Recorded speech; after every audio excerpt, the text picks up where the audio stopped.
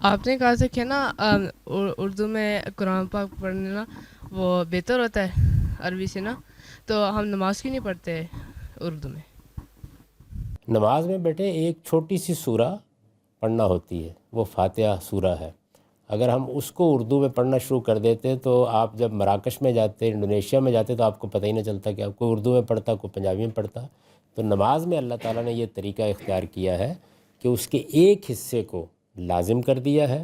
وہ حصہ کیا ہے؟ وہ یہ ہے کہ آپ کو سورہ فاتحہ پڑھنی ہے۔ یہ اصل میں قرآن مجید کے نازل ہونے کی دعا ہے، یعنی انسان نے دعا کی کہ دنیا میں جتنے بھی مذہب تھے ان میں کوئی گمراہ ہو گیا، کسی پر خدا کا غضب ہوا، تو پروردگار ہمیں سیدھا راستہ بتا۔ قرآن اس کا جواب ہے۔ تو سمبولیکلی فاتحہ پڑھی جاتی ہے اور کوئی چھوٹی سورہ 3 4، اتنی ایک تعلیم ہر مسلمان کو ملنی ہی چاہیے۔ اس کے سوا باقی نماز میں آپ رکوع میں کیا پڑھیں، آپ سجدے میں کیا پڑھیں، وہ آپ اردو میں پڑھیں، وہ آپ پنجابی میں پڑھیں، وہ آپ انگریزی میں پڑھیں، جس میں چاہے پڑھیں۔